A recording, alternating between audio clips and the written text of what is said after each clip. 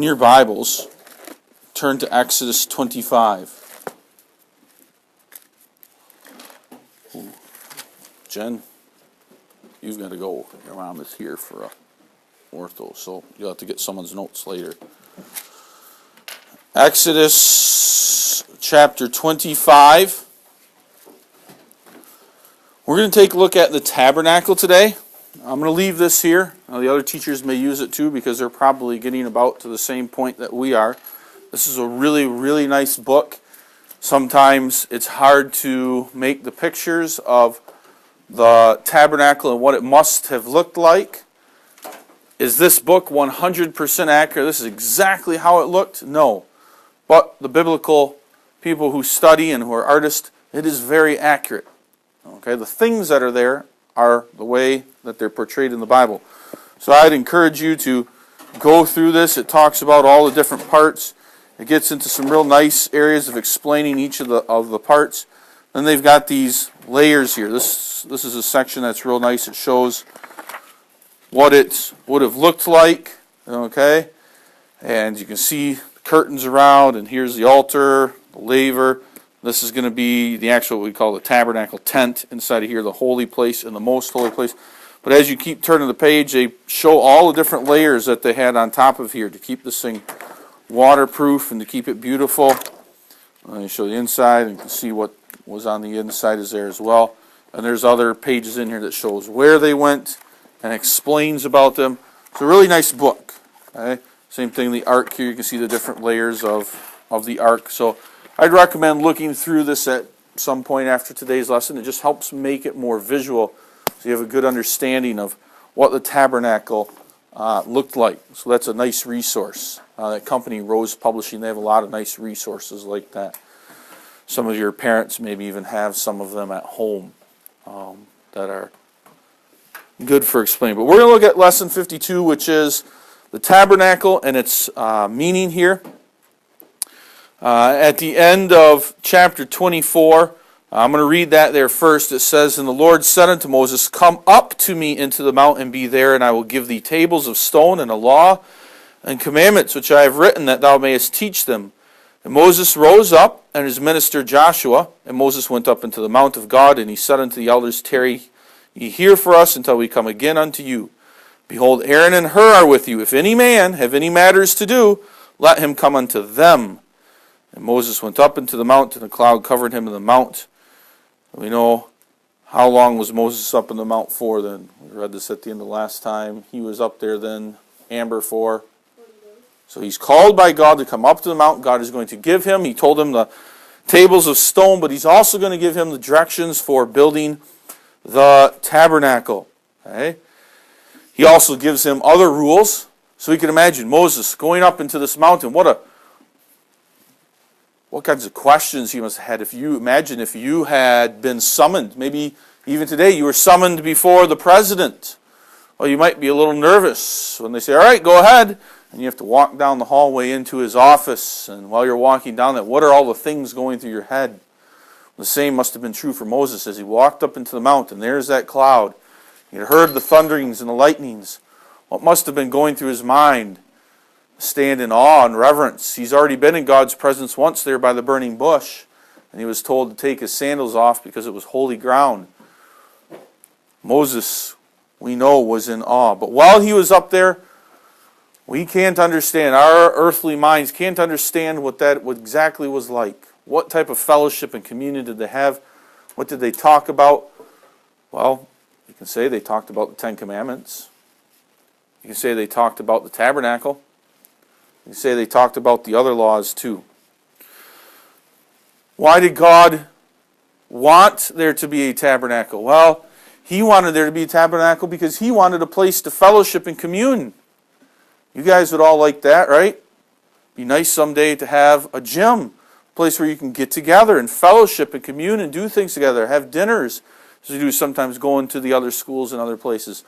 So having a place to commune together, that's important.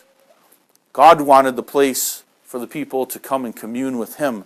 And that was going to happen here at the tabernacle. Okay? It was going to be a place of meeting. But It wasn't going to just be any old meeting place. Then you might as well build any old structure. Cheap. Make it cheap. Make it easy. But that's not what the Lord wanted here. Not only was this going to serve as a place to meet with Him, but there were going to be special symbols all throughout it. When you walked in, you would see this, and it would immediately bring to your mind my sin. And then you would see this, and you would think, the washing away of my sin. And then as you got closer, if you were a priest, to the holy place, and you went in, you would walk in and you would see my prayers being taken to heaven. God is my daily bread. God is the light of my life. And if you were the high priest on a certain day of the year, then you could continue walking on all the way through the next curtain into the most holy place. And there you would see the beautiful cherubims on top of the ark. And in that ark were manna. Eventually will be the rod of Aaron. And eventually will be the 10 Commandments. And you sprinkle blood on that seat as you go in there as the high priest, because of the symbols. So this building is not just being built in any simple, old-fashioned way. It's being built with symbolism in mind. God here gives directions. Let's take a look at chapter 25. We aren't going to read all 5 chapters here, but I want you to get the idea of the complexity of this, the demands that God had for its beauty. Chapter 25, verse 1, And the Lord spake unto Moses, saying, Speak unto the children of Israel, that they bring me an offering of every man that giveth it willingly. With his heart ye shall take my offering. And this is the offering which ye shall take of them, gold and silver and brass, and blue and purple and scarlet and fine linen and goat's hair, and ram skins dyed red, and badger's skins and shittim wood, oil for the light, spices for anointing oil and for sweet incense, onyx stones, and stones to be set in the ephod and in the breastplate, and let them make me a sanctuary, that I may dwell among them, according to all that I show thee, after the pattern of the tabernacle, and the pattern of the instruments thereof, even so shall ye make it.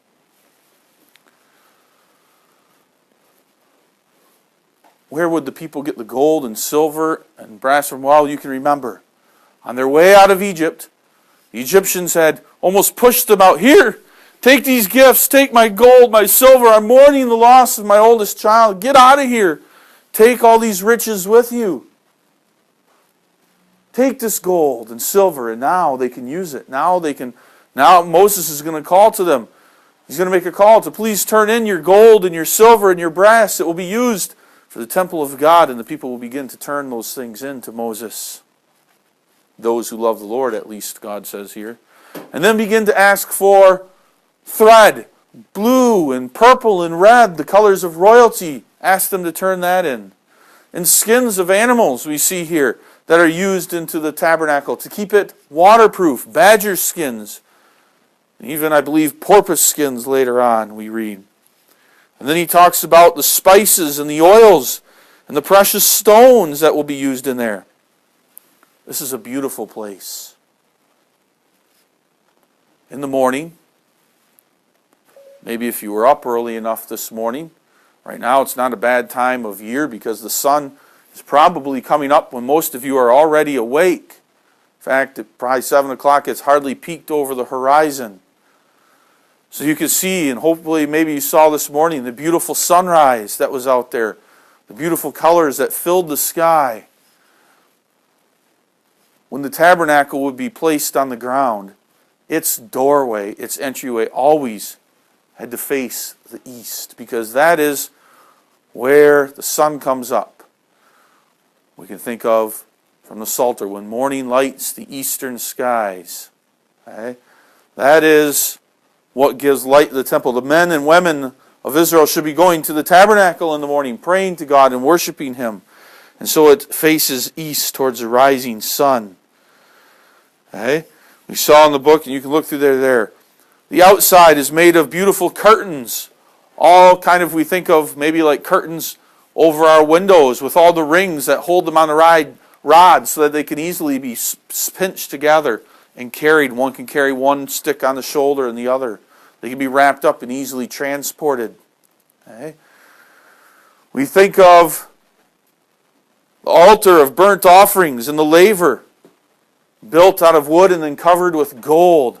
And then again, rings set in them so that small wooden poles could be slid through those rings.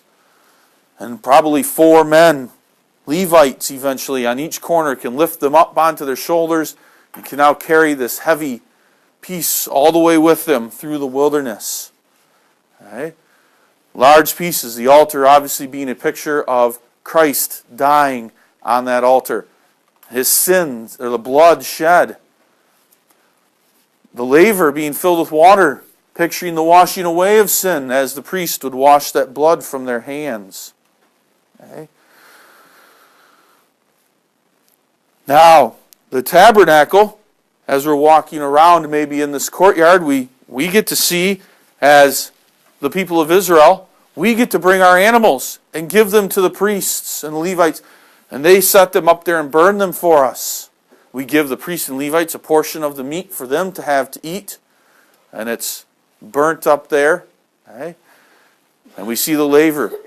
But as a general person of Israel, we're not allowed to go any further. We have to be a priest to enter the next part. There's a tent in the middle of the courtyard, and it too has curtains all around it, but then a beautiful covering that covers it, that keeps the rain out. Okay? And that's where we see the beauty of it. The roof is going to be made of linen, at least the first layer, so that when you would go in and you look up, you see the beautiful colors, the purples and the blues and the reds and the golds, all woven into that image. Figures of cherubims, angels, were put into there, embroidered onto it. And then on top of that, another layer of goat's hair was put over top of it. And then of ram skins.